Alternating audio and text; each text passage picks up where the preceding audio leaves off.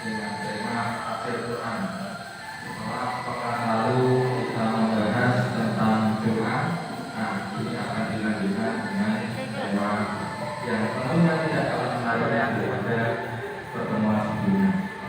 Salawat serta salam kita haturkan kepada junjungan kita Nabi Muhammad SAW beserta keluarga beliau, para sahabat beliau, dan para pengikut beliau yang kita harapkan syafaatnya kelak yaumil akhir. Amin. Yang kita muliakan bersama, yang kita hormati, yang kita tunggu ketua nasihatnya beliau Dr. Haji Awal Timune, dan sebentar lagi akan menyampaikan tausiah nasihat agama kepada kita dan juga kepada para jamaah yang kami muliakan. Menghimbau untuk senantiasa menjaga protokol kesehatan dalam diri kita kesehatan kawan ini. Baik, tak perlu lama-lama. Mari kita simak dengan sesama. Mari kita simak dengan sesama dengan menentukan kita, semoga baik sampai beliau bisa kita serap dan bisa kita amalkan kepada beliau. Allahumma shalli ala sayyidina Muhammad.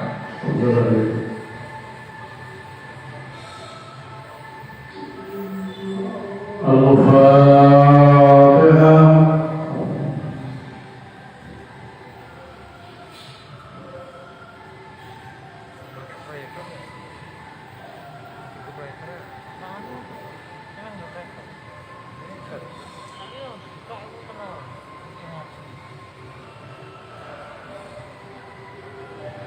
Bismillahirrahmanirrahim.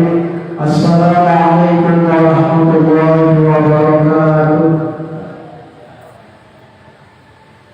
Alhamdulillah, alhamdulillahilladzi wa kafa, wassalatu wassalamu ala sayyidina Mustafa wa ala alihi wa ashabihi wa man tabi'ahum bi ihsanin ila yaumil wafat. قال الله تعالى في القرآن الكريم: أعوذ بالله من الشيطان الرجيم. بسم الله الرحمن الرحيم. قد نرى تقلب وجهك في السماء فلنولينك قبلة ترضاها فول وجهك شطر المسجد الحرام حيث ما كنتم فولوا وجوهكم شطره. وقال الله تعالى: إن الله وملائكته يصلون على النبي يا أيها الذين آمنوا صلوا عليه وسلموا تسليما. وقال تعالى: خذ من أموالهم صدقة تطهرهم وتزكيهم. وقال الله تعالى: يا أيها الذين آمنوا كتب عليكم الصيام كما كتب على الذين من قبلكم لعلكم تتقون. وقال النبي صلى الله عليه وسلم: رمضان أوله رحمة وأوسطه مغفرة وآخره عتق من النار. وقال النبي صلى الله عليه وسلم: من صام رمضان إيمانا واحتسابا غفر له ما تقدم من ذنبه. وفي رواية: ما تقدم من ذنبه.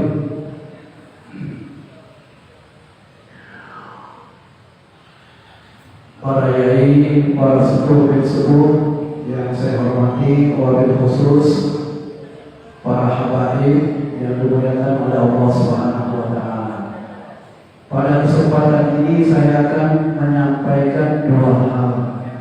Yang pertama kaitannya di bulan Sya'ban ini. Di bulan Sya'ban ini adalah bahwa ketika baginda Rasulullah SAW di Madinah, 18 bulan beliau sholat menghadap ke Masjidil Aqsa, kemudian turun perintah ayat Al-Quran untuk sholat ke Masjidil Haram. Baginda Rasulullah ketika sholat di Masjid bulan beliau menandahkan muka beliau ke langit. 18 bulan meminta supaya arah kiblat ini ke Masjidil Haram. Ringkas cerita yang dapat diambil pelajaran bahwa baginda Rasulullah saja 18 bulan berdoa di dalam sholat 5 kali 1 hari 1 malam, itu baru dikabulkan untuk pindah dari Masjidil Aqsa ke Masjidil Haram. Kita baru kemarin berdoa mau langsung dijawab. Itu doa baginda Rasulullah, bahwa sedangkan baginda Rasulullah adalah sayyidul anbiya wal mursalin. Dimana kalau Gusti Allah menginginkan saat itu juga permintaan. Padahal beliau adalah orang yang habibullah, kekasih Allah. Itu saja 18 bulan berdoa. 5 kali dalam 1 hari 1 malam. Baru itu pelajaran. Yang kedua, di bulan Sya'ban ini turun perintah Allah Subhanahu wa Ta'ala untuk kita berselawat kepada baginda Rasulullah.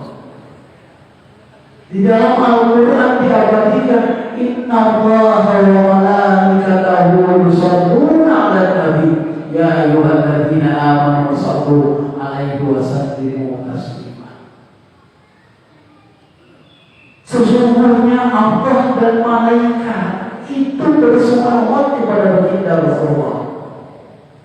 Hai orang-orang yang beriman, berselawatlah kau kepada baginda Rasulullah SAW. Apa yang dari mereka? Allah dan malaikat itu lagi berselawat. Apalagi semacam kita ini sebagai umat baginda Rasulullah, selayaknya, sepatutnya, seyogianya untuk berselawat kepada baginda Rasulullah. Dalam hadis Rasulullah sallallahu alaihi wasallam, "Man shalla 'alayya wahidatan", barang siapa yang berselawat kepadaku 1 selawat, maka akan mendapatkan 10 kebaikan. Di bulan Sya'ban ini kita harus memperbanyak selawat. Di bulan Sya'ban ini juga perintah untuk menunaikan zakat. Ya, perintah untuk menunaikan zakat itu di bulan Sya'ban.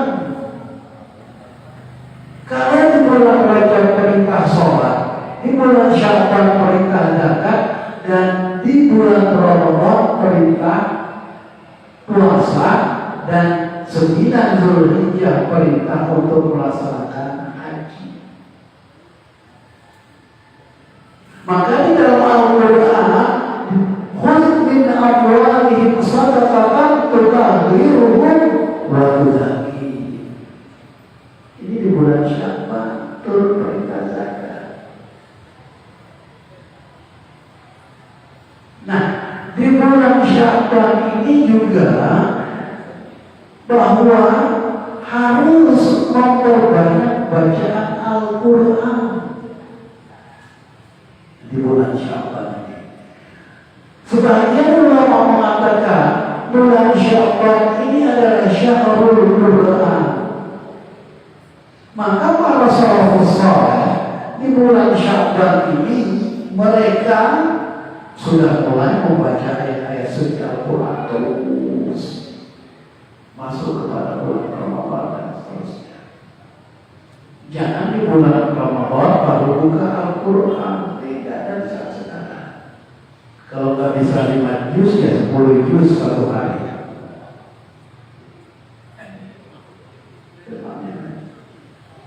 Nah, kemudian juga di bulan Sya'ban ini adalah bulannya baginda Rasulullah sallallahu alaihi wasallam. Di dalam hadis Rasulullah diabadikan, Syahrul Rajab syahrullah wa syahrul Sya'ban syahri wa syahru Ramadan syahru ummati. Bulan Rajab adalah bulannya Allah, bulan Sya'ban adalah bulanku, dan di bulan Ramadan adalah bulannya umatku. Di bulan Sya'ban ini juga adalah bulan yang mana umat baginda Rasulullah SAW amal ibadahnya diangkat dalam satu tahun, dilaporkan kepada Allah Subhanahu wa Ta'ala di bulan Sya'ban. Maka biasanya di pesantren-pesantren itu namanya khutbatul ikhtitam atau apa namanya? Haflah akhir sana, ya kan? Akhir sana itu di bulan Sya'ban. Karena itu adalah menutup amal-amal dalam satu tahun. Itu pesantren-pesantren itu ya di Sya'ban itu sudah menutup amal-amal ibadah. Baik itu pesantren klasik atau pesantren modern. Gondor itu pesantren modern. Tapi ya 20 Sya'ban itu sudah lulus masuk Ramadan. Karena bagi setiap seminggu sekali, setiap hari Kamis itu diangkat jadi mingguan. Setiap seminggu sekali amal diangkat.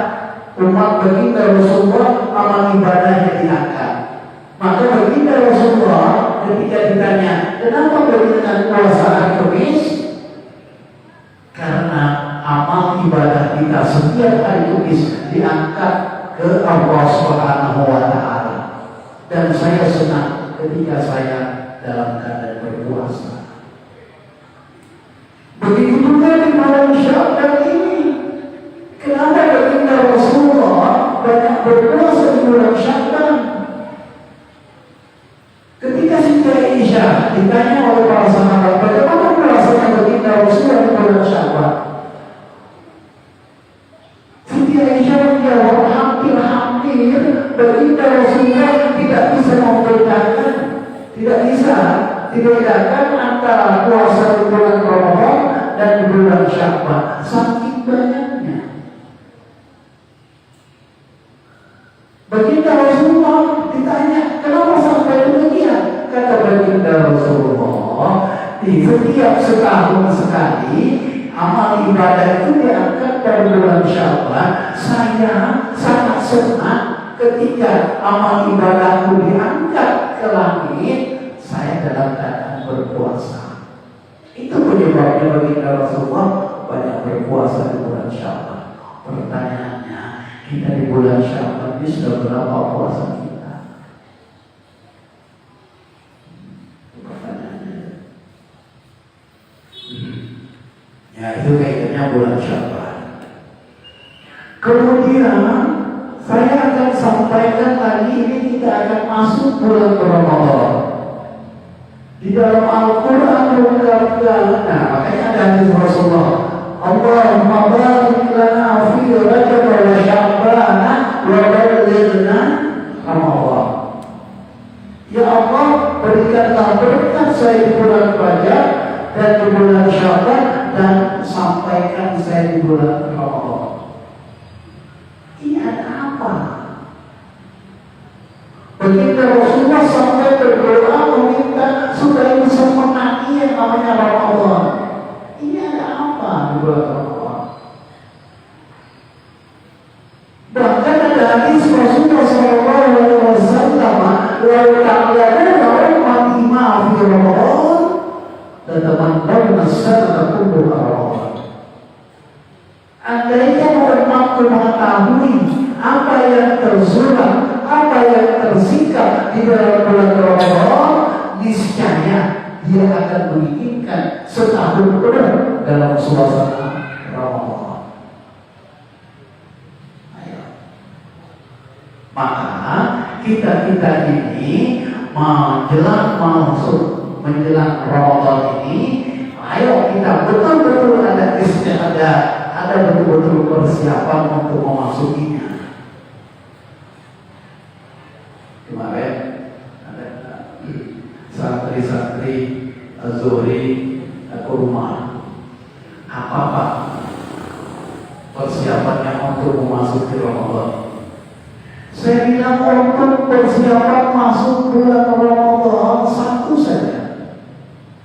Apa? Supaya ada keharmonisan antara suami, istri, dan anak-anak. Ketika ada keharmonisan suami, istri, dan anak-anak, niscaya puasa kita bagus. Jangan sampai puasa itu tercemari gara-gara tingkahnya suami, gara-gara kelakuannya istri, atau gara-gara kelakuannya anak-anak. Jangan sampai tercemari. Jadi betul-betul clean. Suaminya clean, istri clean, anak-anakku juga seyogianya clean. Jadi enak kita beribadah. Jangan sampai tercemari. Bapak-bapak, ibu-ibu yang dimuliakan oleh Allah Subhanahu wa Ta'ala, dan adik-adik yang hafizah, sudah berapa hafalannya Pak? Qurannya? Sudah 5 juz? Sudah 30 juz? Yang 30 juz sudah cukup. Nek ono Pak Rabi ke santri itu. Nek delok. Nah, orang delok juga enggak apa-apa. Itu aja kok repot. Nah, maka ada dalam hadis Rasulullah SAW, man fariha bi dukhuli Ramadan haramallahu jasadahu 'ala an-nar. Barang siapa orang yang gembira kedatangan bulan Ramadan, Allah akan mengharamkan jasadnya masuk neraka. Pertanyaan yang lebih lanjut, kenapa sampai kita gembira? Kalau di atas tadi pertanyaannya, kenapa sampai baginda Rasulullah meminta supaya menangi yang namanya Ramadan? Allahu Akbar. Setidak-tidaknya penyebab kita gembiranya kedatangan bulan Ramadan, di sana ada yang namanya isti'abad, beribadah.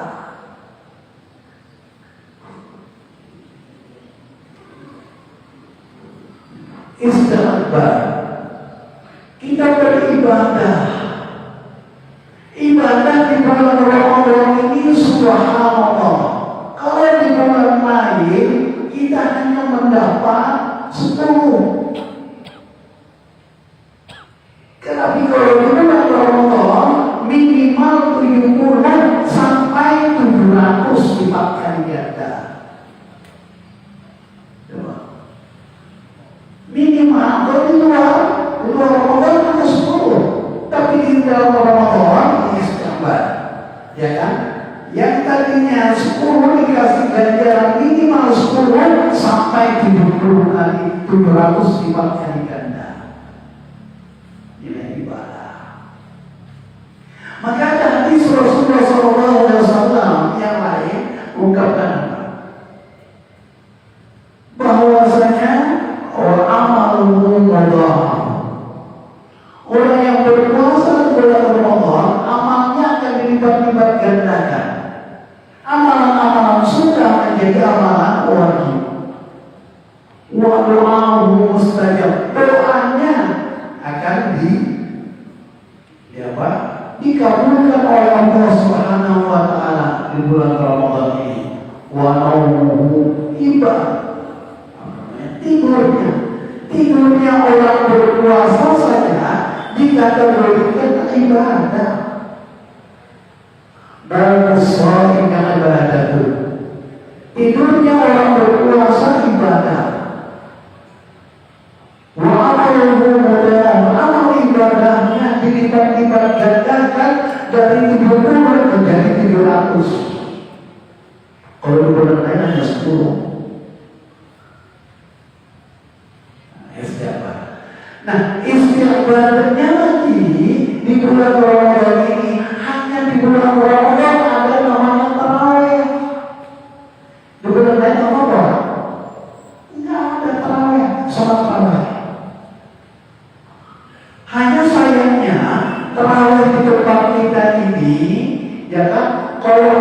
awal Ramadan sampai 7 Ramadan benar.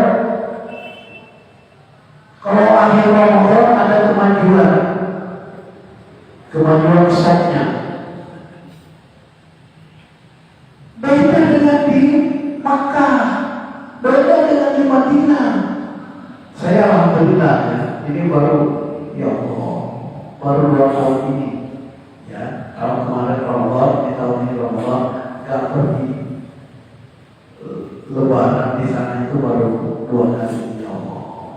Di sana kalau akhir Ramadan itu Masjidil Haram sampai 3 juta orang yang sholat menunggu yang namanya malam Lailatul Qadar. Kita Pak Ustaz, mohon maaf, ini jemaah kita kurang karena mudik. Ternyata di kampung itu tidak ketemu. Kalau memang itu adalah alasan yang karena mudik ke kampung, tapi kenapa masjid di kampung tidak penuh? Padahal masjid di kampung lebih kecil. Tapi kenapa tidak penuh? Kalau itu alasannya mudik. Intinya kita dalam beribadah mudah bosan.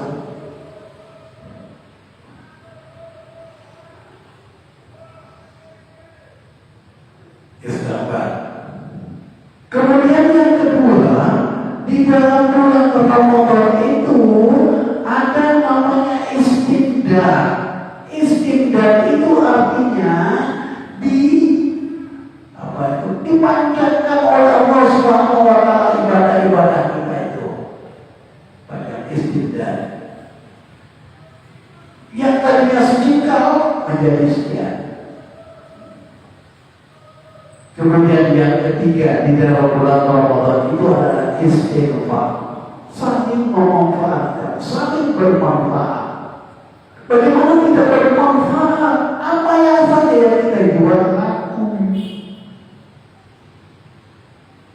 Maka itu kenapa kita manfaatkan dulu Ramadan?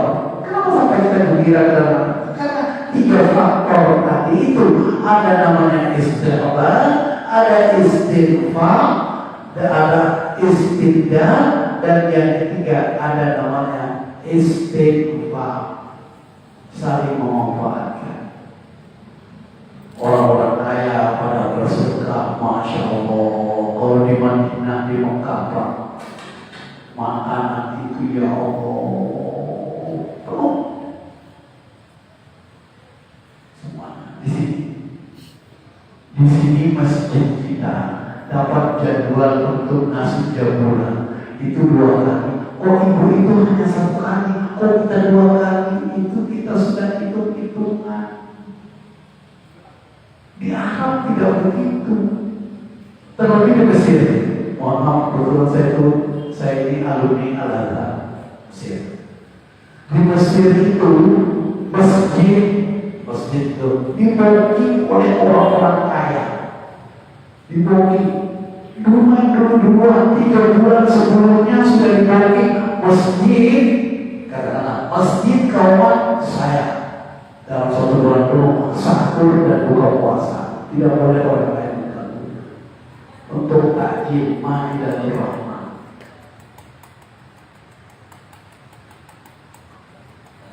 Nah, Bapak-bapak ibu-ibu yang dimuliakan oleh Allah Subhanahu wa taala. Saya akan mengambil ayat Al-Qur'an ini karena kita kajian tafsir. Ya ayyuhalladzina amanu kutiba alaikumusiyam. Hai orang-orang yang beriman, diwajibkan kamu berpuasa di bulan Ramadan. Kama kutiba alal ladzina min qablikum. Sebagaimana diwajibkan orang-orang terdahulu.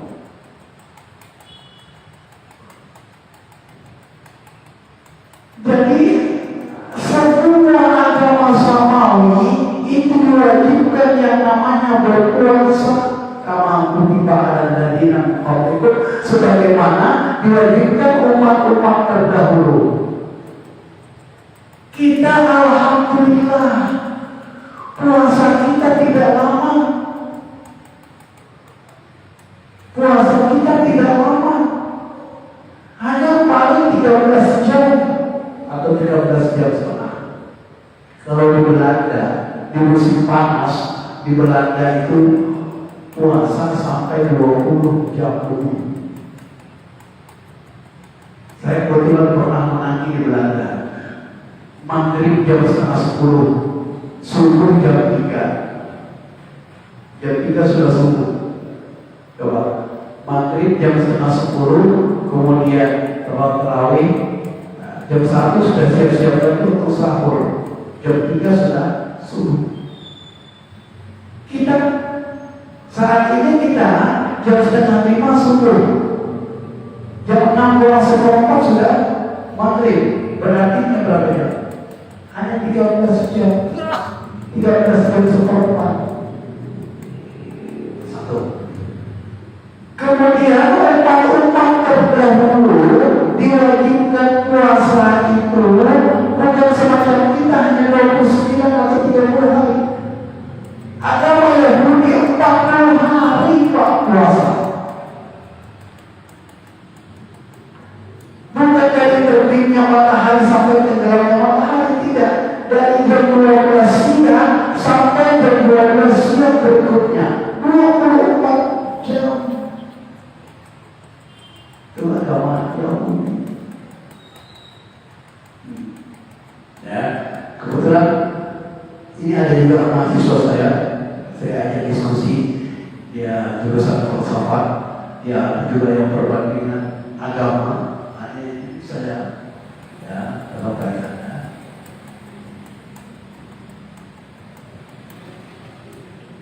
Kemudian agama apa? Agama Nasrani. Agama Nasrani juga itu berpuasanya 36 hari. 36 hari. Jadi kita menceritakan masalah kama kutiba alal ladzina min qablikum, sebagaimana umat-umat terdahulu. Agama Nasrani itu puasanya 36 hari. Berapa jam? Ya kan?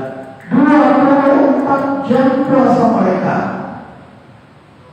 Kuat. Agama Yahudi tadi 24 jam dari jam 12 siang sampai jam 12 siang berikutnya. Atau bahkan jam 1-nya baru berpuasa, berarti berapa? 25 jam. Kuat. Kenapa sampai mereka kuat? Kenapa sampai mereka kuat? Karena tuntunan agama. Karena tuntunan agama Yahudi 25 jam puasanya, ya, kama kutiba alal ladzina min qablikum, sebagaimana diwajibkan orang-orang terdahulu. Jadi semua agama samawi itu diwajibkan untuk berpuasa. Agama Yahudi puasanya 40 hari, 24 jam bahkan 25 jam. Agama Nasrani juga begitu, 36 hari puasanya, 24 jam. Ya. Agama Buddha juga diwajibkan untuk berpuasa dari jam 12 siang sampai jam 12 siang berikutnya. Diwajibkan mereka tanggal 1, tanggal 8, tanggal 15, tanggal 23. Agama Buddha. Agama Hindu mereka juga berpuasa 24 jam dari fajar sampai ke fajar berikutnya. Itu yang kita kenal dengan hari raya Nyepi. Mereka itu berpuasa.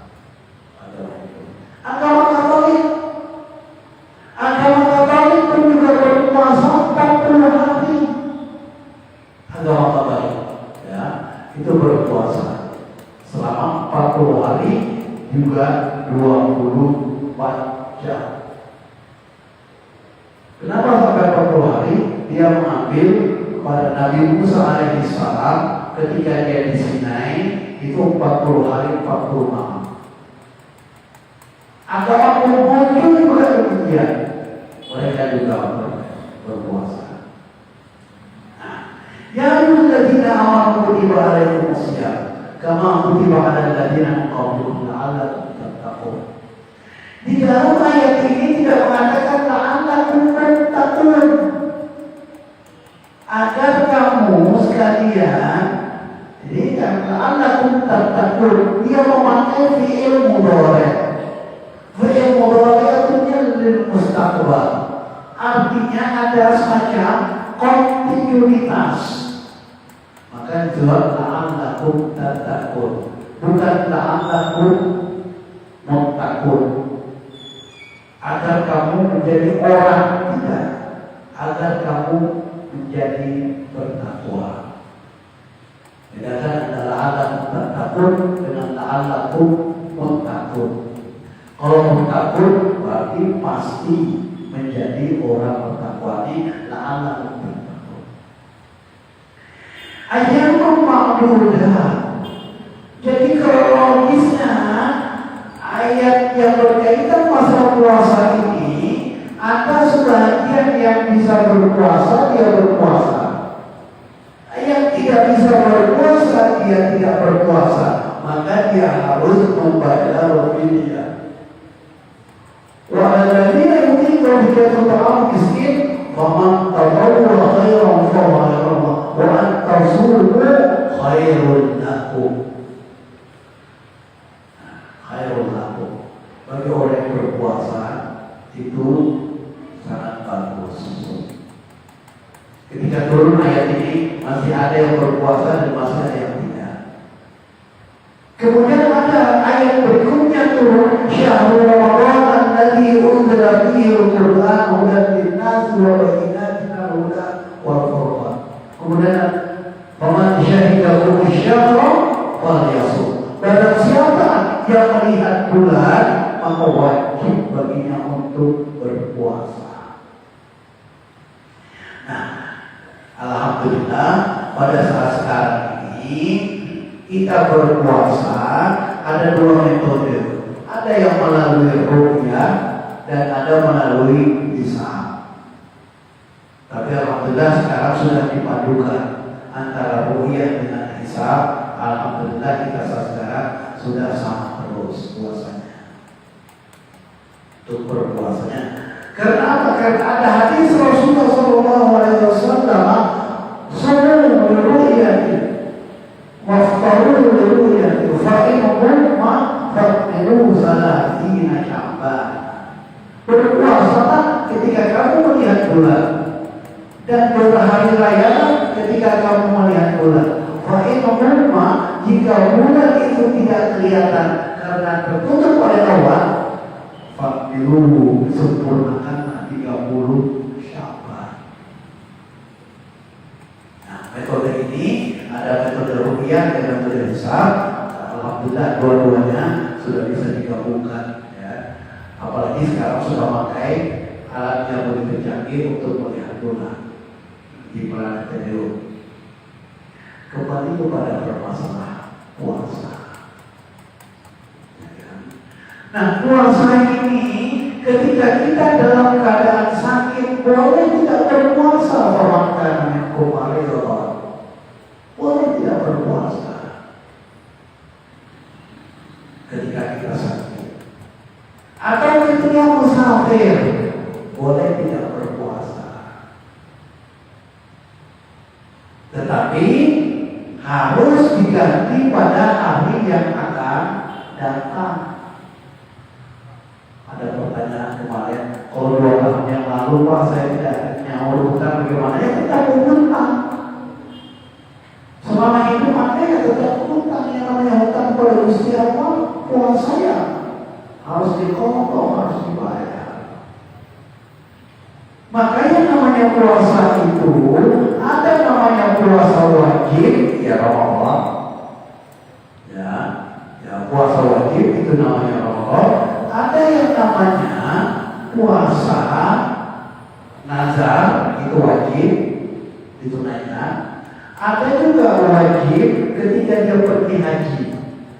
Ketika dia pergi haji, mengambil haji tamattu, kemudian dia tidak bisa untuk menyembelih kambing sebagai idamnya, maka dia membayar dengan puasa 3 hari. Salah satu ayam fil hajj wa sabatun idza raja'tum tilka asyaratun kamilah. 10 hari.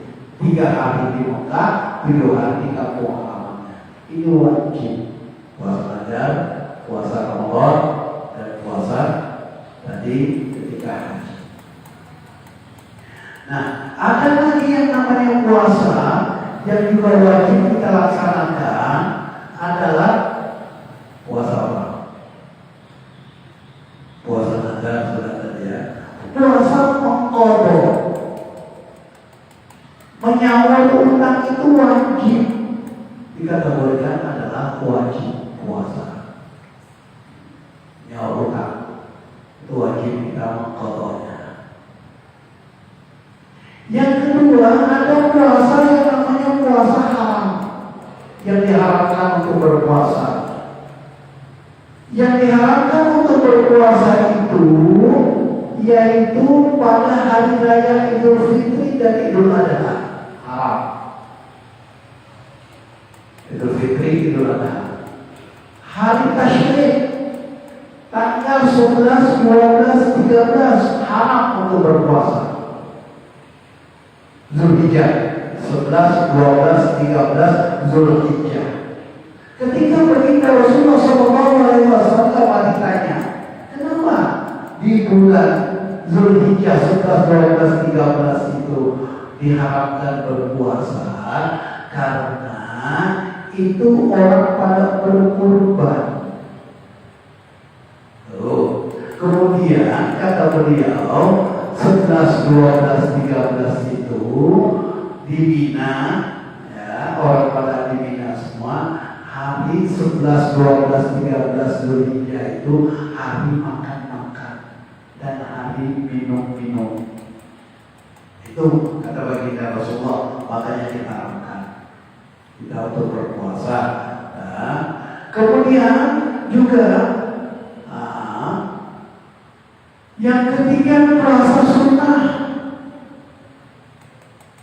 Puasa sunnah itu 6 hari di bulan Syawal. 6 harinya di bulan Syawal itu tidak pasti harus berurutan. Mungkin hari ini puasa, 3 hari yang akan datang berpuasa. Yang penting masih di dalam bulan Syawal. Itu puasa sunnah 6 hari di bulan Syawal. Ada hadis Rasulullah SAW, man shoma Ramadan wa taba'a sittan min Syawal. Barang siapa orang yang berpuasa Ramadan dan mengikuti 6 hari di bulan Syawal, wa kana shaumuhu yusamma shaumud dahr, dikategorikan puasanya puasa setahun penuh. 30 hari di bulan Ramadan 300 kali 10, 6 hari di bulan Sya'ban 60, berarti 360. Dalam 1 tahun itu 360 hari. Itu penting kita puasa 6 hari di bulan Sya'ban. Kemudian juga ada puasa hari Kamis dan hari Senin dan Kamis. Itu puasa sunnah. Indah Rasulullah ditanya, kenapa puasa sunnah hari Senin? Hari kelahiranku. Kenapa hari Kamis? Karena setiap hari Kamis amal ibadah diangkat ke langit. Maka saya senang dilihat oleh malaikat ketika saya dalam keadaan berpuasa. Kemudian puasa sunnah lagi ada namanya Ayyamul Bid, tanggal 13, 14, 15 bulan Hijriah, bukan bulan Miladiyah. 13, 14, 15 itu adalah puasa Ayyamul Bid. Itu disunahkan. 9 Zulhijjah. 9 Zulhijjah disunahkan untuk berpuasa bagi orang-orang yang tidak pernah haji. Kalau di sana ada 8 dan 9. Tanggal 8-nya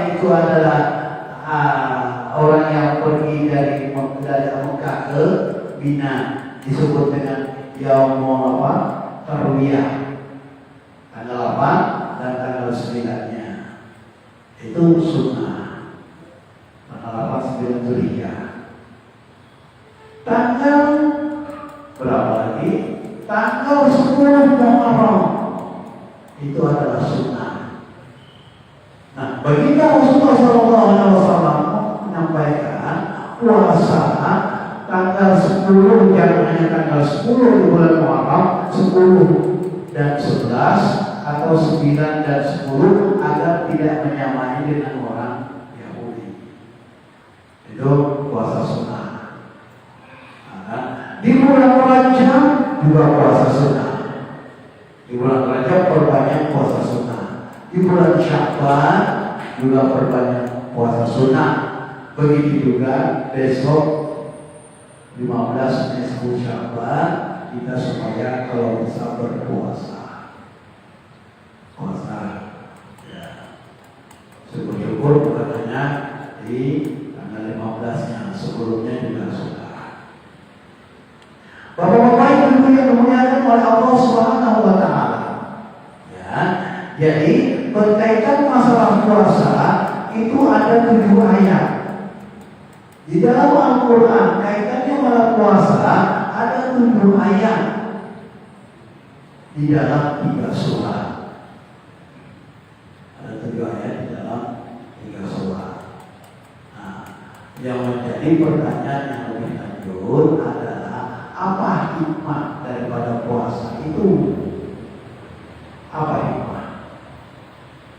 Hikmah daripada puasa itu, ya kan?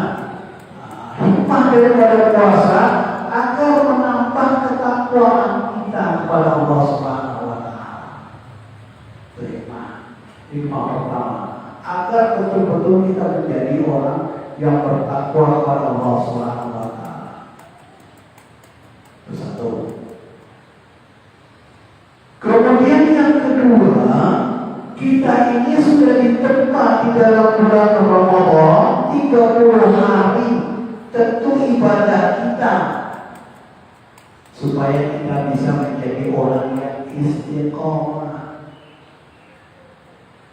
Puasa kaitannya puasa apa kaitannya puasa? Etika. Ya. Semua kitab-kitab setelah membicarakan masalah puasa mesti etika. Ya kan? Mesti etika. Wa antum aqifuna fil masajid. Seyogianya, sepantasnya dan selayaknya ketika kita berpuasa itu banyak beretikaf di masjid.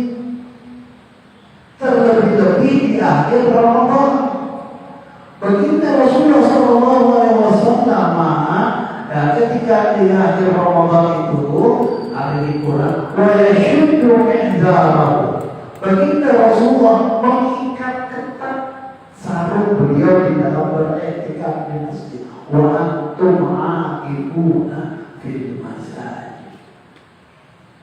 Ada yang mau, ada juga menafsirkan bahwa wa yashuddu mihzarahu artinya baginda Rasulullah itu meninggalkan istri-istri beliau karena semata-mata di masjid dalam beribadah.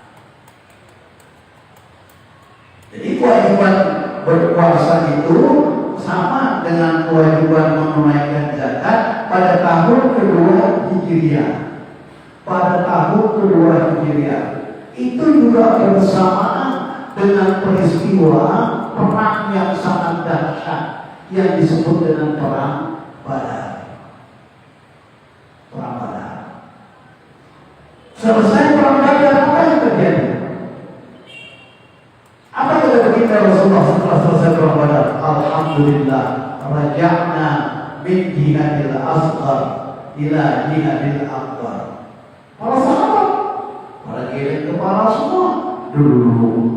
Ada perang Badar, ada perang apa lagi yang lebih dahsyat daripada perang Badar? Apa kata baginda Rasulullah? Jihadun nafs, jihad melawan hawa nafsu. Kita ditempa dengan Ramadan ini, seyogianya, selayaknya dan sepatutnya kita ini sudah ditempa oleh Ramadan nafsu kita itu sudah turun sebenarnya. Maka di sini harusnya apa yang kita dapatkan hikmah Allah adalah istiqamah. Maka ada hadis Rasulullah SAW, Ramadan awalul rahmah, 10 pertama itu adalah rahmat, 10 kedua adalah ampunan, maghfirah, wa akhiruhu itqun minan nar.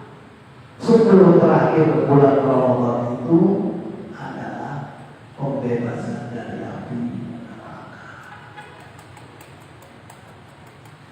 Nah, ketika kita semuanya ini senantiasa berpuasa, ingat ada hadis Rasulullah SAW, sungguh tasihhu. Berpuasalah, niscaya kamu akan sehat. Aduh, saya ini ada sakit mah. Terus bagaimana? Orang yang punya penyakit mah, lakukan puasa, niscaya sembuh.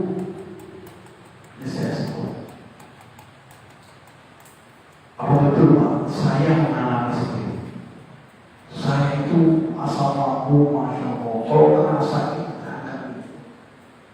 Terus ada kawan mengatakan, coba makan tepung dari kebumen. Dikasih saya 1 kilo kali itu, saya makan dikit itu. Karena begituan. Ternyata masuk 1 jam, saya niatkan untuk berpuasa. Sampai pada hari ini puasa terus. Alhamdulillah, nggak ada lagi yang namanya asal lambung itu tidak ada. Ya, ini saksi hidup, ini ada Pak Haji Muhammad Yusuf juga. Itu saksi hidup yang membawakan saya gandum dari Kebumen. Terus dia mau kirim lagi ke saya bilang gak usah Pak. Alhamdulillah saya sudah sehat berkat puasa. Saya yakin hadis Rasulullah ini sungguh tasihhu, berpuasa niscaya kamu akan sehat. Nah, nikmat daripada bulan Ramadan ya. Yang ketiga, ketika kita berpuasa itu hikmahnya adalah mencegah daripada perbuatan maksiat. Maka ketika ada orang, ya kan, yang menggoda terhadap kita, atau ada orang yang kadang-kala memancing emosi terhadap kita, apa kata baginda Rasulullah? Allahumma inni shalih. Doanya begitu, supaya kita betul-betul terhindar dari perbuatan kemaksiatan. Kita harus camkan setiap hari bahwa kita salah. Allahumma inni shalih. Ketika ada orang yang menggoda terhadap kita, ketika ada orang yang membisui terhadap kita, kita jangan bangkit untuk melawan dan sebagainya. Ya. Apalagi, ya kan? Hikmah daripada puasa yang keempat itu adalah melatih kepedulian. Melatih kepedulian. Kita berpuasa ini merasakan bagaimana derita orang yang tidak punya. Sebenarnya itu melatih. Ya Allah, bagaimana orang dahaga, bagaimana orang dalam keadaan lapar. Hanya sayangnya ibadah-ibadah kita itu kadang-kadang tidak berbias. Kenapa tidak berbias ibadah puasa kita? Karena puasa kita hanya sebatas menggugurkan kewajiban. Kenapa berpuasa kita tidak berbias dalam perilaku kita? Karena hanya merubah jadwal makan. Hanya berubah jadwal makan. Jadi rasa kepedulian, pekat terhadap kepedulian tidak membekas. Padahal hikmah substansi dari berpuasa itu hikmahnya adalah untuk menanamkan nilai-nilai kepedulian terhadap sesama. Kenapa kita tidak peka terhadap kepedulian tadi? Ya karena kita hanya jadwalnya berubah. Yang tadinya pagi jam 8 berubah menjadi jam 4 subuh. Yang tadinya jam 12 siang makan, jam 1 siang makan, dirubah menjadi jam 6. Itu saja. Kenapa tidak berpihak? Karena puasa kita puasa belas dendam. Puasanya belas dendam. Belas dendam kemana? Ketika buka puasa, makan semua kan? Kok. Balas dendam.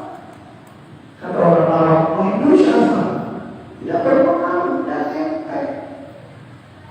Padahal hadis Rasulullah berhenti makan sebelum kenyang. Jadi diibaratkan makanan itu ya sama dengan mobil. Mobil itu kalau terlalu penuh, ya kalau terlalu penuh isinya apa? Berdampak kepada apa? Shopnya kan? Shopnya mobil itu. Katakanlah mobil itu kapasitasnya 7 orang, dibuat 15 orang. Shopnya bagaimana? Sama halnya ini. Jadi makanan itu. Nah, kalau maunya muatan mobil itu, ya tidak begitu banyak. Itu kita larinya ke kalau perlu. Bagaimana kita mau tahu? Bapak-bapak ibu yang dimuliakan oleh Allah Subhanahu wa Ta'ala, hikmah juga daripada puasa itu adalah menjadikan kita qanaah. Qanaah, apa artinya qanaah? Qanaah itu sederhana. Nek ono dipangan, nek ora ono ya sabar.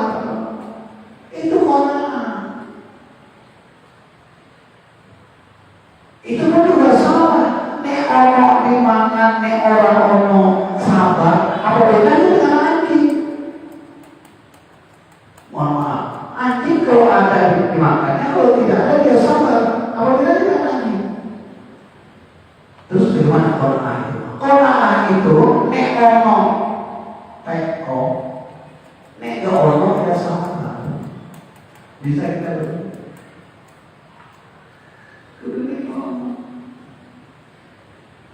Ingat hadis Rasulullah, Allahu fi awal al-abdi ma dama al-abdu fi awal akhir. Allah akan menolong hambanya selagi hambanya mau menolong sesama saudara.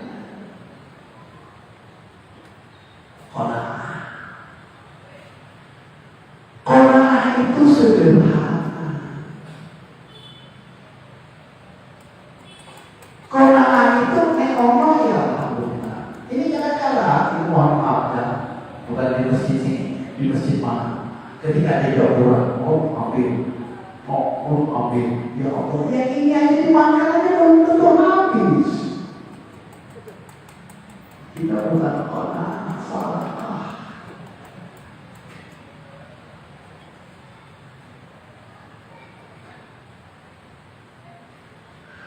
Bapak-bapak ibu yang dimuliakan oleh Allah Subhanahu wa Ta'ala, ada lagi hadis Rasulullah sallallahu alaihi wasallam.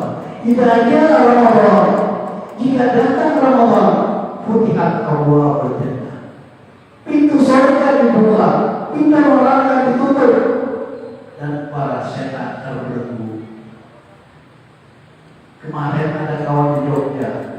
Itu bagaimana itu realitanya? Di bulan Ramadan, setan masih berkata, setan sesungguhnya terbelenggu, kita hanya jauh-jauh dari setan. Maknanya hadis ini, kita yang harus merealisasikannya.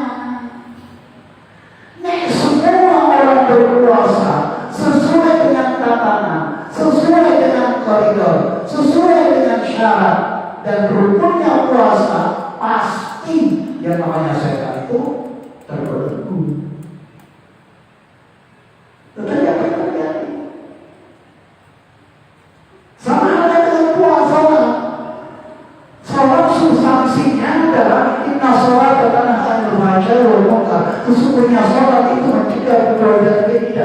Realitanya sholat jalan, tapi SDMG sholat jalan masih jalan, sholat terus maksiat jalan. Tidak bersama. Jadi apakah ayat Al-Quran dan apakah hadis Rasulullah itu harus ada peran aktif dari kitanya. Peran aktif dari kitanya untuk merealisasikan ayat Al-Quran itu, untuk merealisasikan hadis Rasulullah itu. Jangan dibalik, jangan bahkan jangan dikritisi. Oh, buktinya setan tetap berada. Andaikan semua orang berpuasa sesuai dengan rukunnya, ya kan, larangan puasa dilakukan, ini saya. Bapak-bapak ibu yang dimuliakan Allah Subhanahu wa taala, ada lagi hadis Rasulullah berkaitan dengan masalah puasa. Ingat, hati-hati. Kami shaimin. Betapa banyak orang berpuasa hanya mendapatkan lapar dan dahaga. Kami shaimin laisa lahu illa jadu' wal absh. Artinya apa? Tidak nyampe daripada. Saya rasa itu mengantar saya sudah 1 jam. Barangkali ada yang mau bertanya. Monggo, silakan. Alhamdulillah, semoga kita bersama berbagi siaran ini kepada para jamaah yang ingin bertanya, monggo. Ya.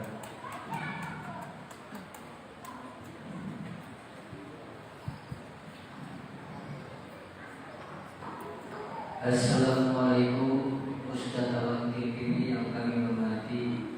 Di sini yang kami tanyakan adalah bagaimana orang yang suka bermaksiat di bulan Rajab, Sya'ban dan Ramadan. Assalamualaikum warahmatullahi wabarakatuh.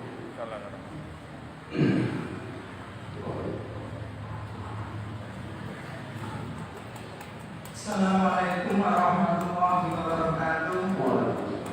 Pertanyaan saya Pak Kiai, apabila kita berpuasa biar nggak dapat lapar saja, biar kita pahalanya nggak rusak, itu bagaimana? Padahal sementara kita kerjanya di lapangan, kadang melihat orang buka aurat, nggak pakai kerudung atau berpakaian yang tadi mencolok. Itu bagaimana hukumnya biar puasa kita dapat pahala nggak bilang apa enggak? Assalamualaikum warahmatullahi wabarakatuh.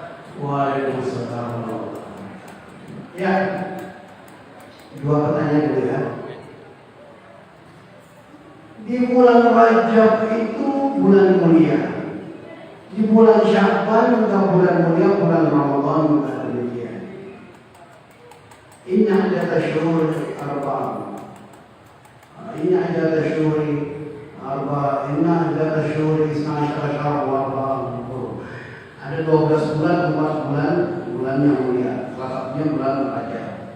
Kalau kita melakukan hal-hal kebaikan di bulan Rajab, di bulan Syawal dan Ramadan, itu pahalanya luar biasa. Sebaliknya, ketika kita melakukan hal yang negatif, juga dosanya dilipat-lipat gandakan Allah. Sama halnya ketika kita di Mekah. Di Mekah itu kita beribadah 100.000 kali ganda pahalanya, 100.000 kali ganda pahala ibadah di Mekah. Kalau kita melakukan maksiat, jelas 1.000 kali, 100.000 bukan 100.000 kali lipat ganda juga tentang siksanya. 100.000 kali ganda pahalanya. Disinilah letaknya at-tawazun. At-tawazun itu keseimbangan yang diberikan oleh Allah Subhanahu wa taala. Makanya di bulan Ramadan kenapa pahala yang itu banyak? Ya karena kita dalam keadaan berpuasa. Nah, pertanyaan Bapak Bagaimana Pak kita menghadapi di bulan Ramadan ini supaya puasa kita tidak tercemari? Libur Pak, nggak usah kerja. Coba kita 11 bulan kerja, masa 1 bulan nggak bisa libur? Supaya tidak tercemari. Hanya semata-mata masjid, Quran, zikir, bisa nggak? Belum bisa.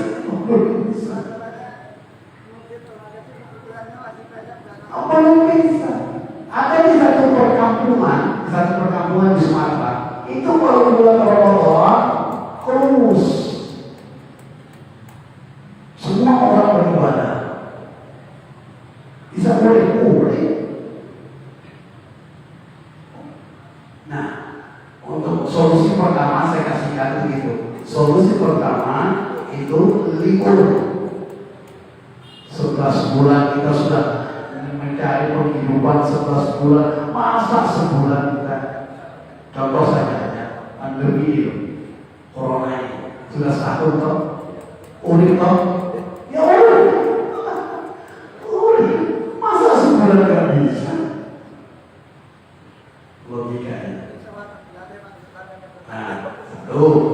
Solusi yang kedua, ketika kita melihat dari jenazah, tapi kalau melihat wanita itu terbuka auratnya, terjadi al-ulang laka. Yang pertama itu adalah hak kamu untuk melihat. Tapi kalau dilontok terus, lihat itu yang dosa. Nesutitas, langsung Allahumma. Kadang begitu, Allahumma ini sholat. Ya Allah, saya tidak ada berpuasa. Jangan. Ya itu dosanya di situ. Ada hadis Rasulullah pandangan pertama itu adalah menimbang. Yang disalahkan orang yang tadi itu dia berpakaian begitu, itu harus disalahkan. Apa itu rahmat. Pandangan pertama itu rahmat. Pandangan kedua ya dosa. Maka langsung dibalikkan wajah kita. Kemudian kita mengatakan bahwa Allahumma inni sholih. Jadi yang ketiga, tundukkan ada hadis Rasulullah. Tundukkanlah mata wahai laki-laki ketika melihat perempuan. Tundukkanlah mata wahai perempuan ketika melihat laki-laki. Begitu. Pandangan pertama sudah. Begitu. Dan yang ketiga, camkan di dalam hati. Ya kan? Berikan sesuatu kepada semua orang, tapi kasihkan hatimu hanya untuk seseorang. Boleh juga. Dibanding-bandingkan dengan istri di rumah, ya salah itu.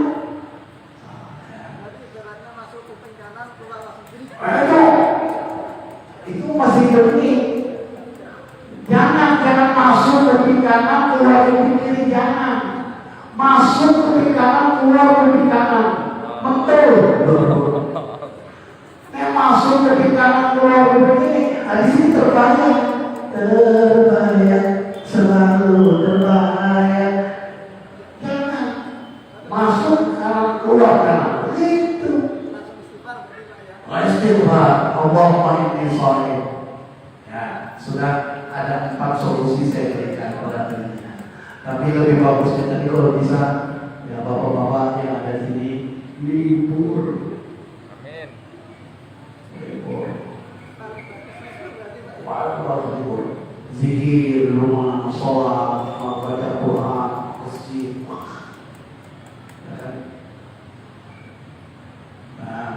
Dan tapi berkemungkinan bisa jadi penjenengan disuguhi oleh istri, tempe bisa penjenengan akan naik tensi darahnya. Makan tempe seminggu dalam puasa naik tensi darahnya. Tempe terus. Naik tensi. Nah maka sudah kumpul-kumpul. Saya kalau sudah apa-apa sudah libur. Ya kalau bisa pengajian ya pengajian, tapi kalau yang lain-lainnya libur supaya tidak terjebak. Saya rasa itu dari sangat berat.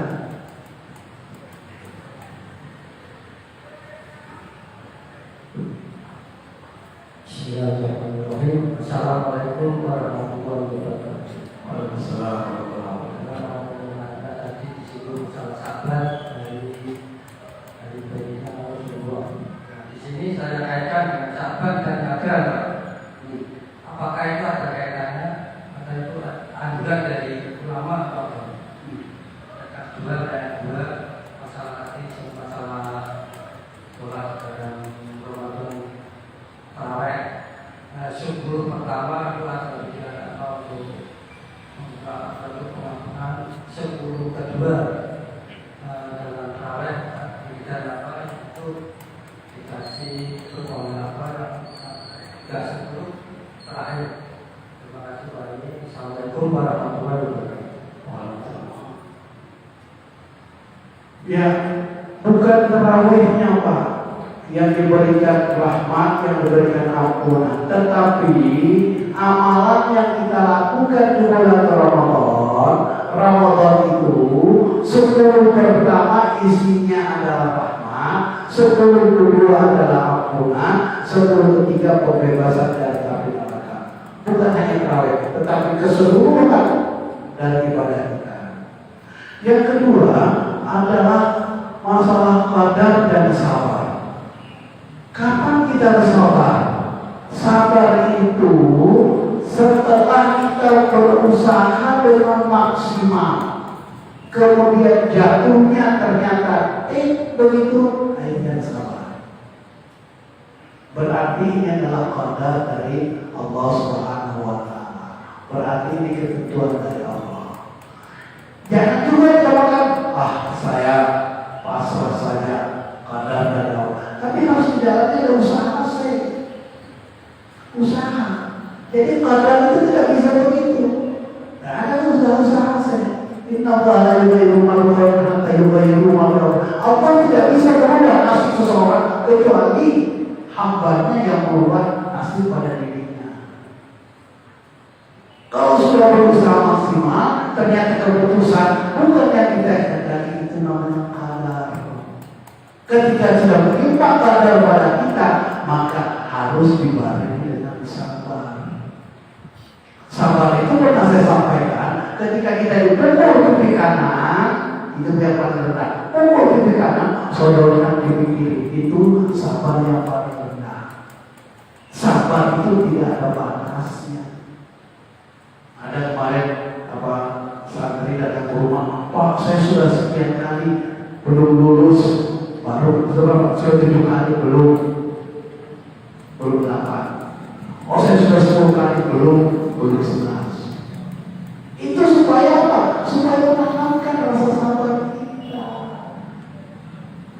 Saya rasa itu ya yang saya sampaikan.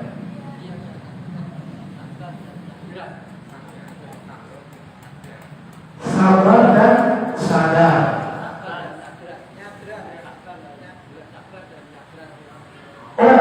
Iya, di bulan Sya'ban ini, di bulan nyadran. Sabran itu nyadran itu dari bahasa Arab. Sadar, nyadran. Jadi apa yang ada di dalam hati kita? Kenapa kita ziarah ke makam? Ada hadis Rasulullah, kafa bil mauti wa'idhan. Cukup kematian itu menjadi pelajaran bagi kita. Kalau ada orang atas hatinya, sering-seringlah ziarah kubur. Anak saya bilang, Pak, kalau kita berdoakan di rumah saja, tidak usah ke kuburan itu, boleh nggak? Boleh.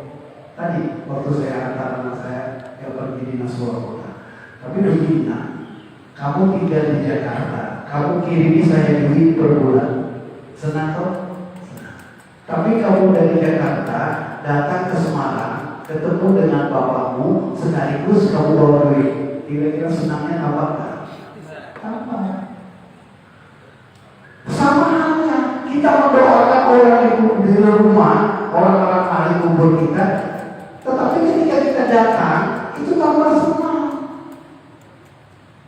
Oh, dia kan sudah mati. Ingat, yang di dalam kuburan itu bukan mati, hanya berpindah tempat. Buktinya ada sisa kubur. Buktinya ada pertanyaan muka nakir. Malaikat muka nakir adalah sesuatu yang kita wajib imani. Masa malaikat muka nakir nanya, kemudian kita tidak jawab?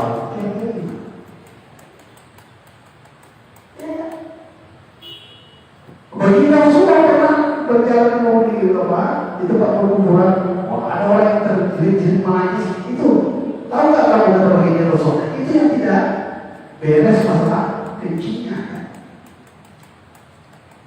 Jadi orang di kuburan itu bukan berpindah, hanya berpindah. Kita datang, beliau mereka melihat kita.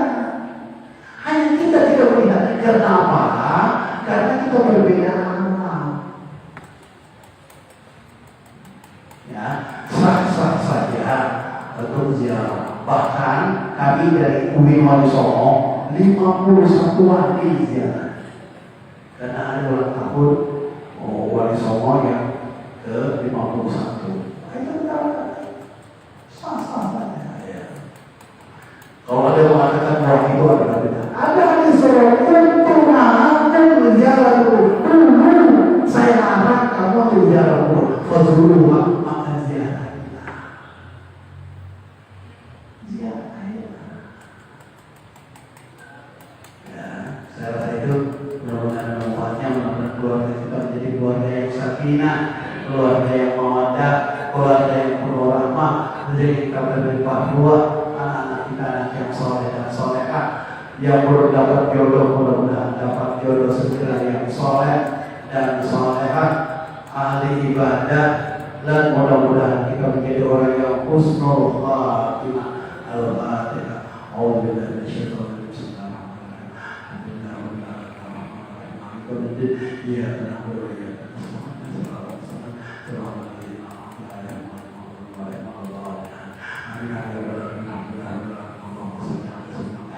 Allahumma balighna, Allahumma barik lana fi Rajab wa Sya'ban wa balighna Ramadan. Rabbana atina fid dunya hasanah wa fil akhirati hasanah wa qina adzabannar. Wa sallallahu alaihi Muhammad walhamdulillahi rabbil alamin. Kasihan tanpa kekasih cukup sekian, terima kasih. Wassalamualaikum warahmatullahi wabarakatuh. Waalaikumsalam warahmatullahi wabarakatuh. Alhamdulillah semua kepada beliau Bapak Dr. Haji Alvin yang telah menyampaikan materi yang sangat istimewa ini. Semoga kita bisa mengamalkannya, semoga kita bisa istiqomah, dan semoga kita bisa berjumpa di lain kesempatan dalam keadaan yang lebih baik. Baik, para jamaah sekalian, mari kita tutup dengan bacaan Al-Asr dan doa Kafaratul Majlis. Bismillahirrahmanirrahim.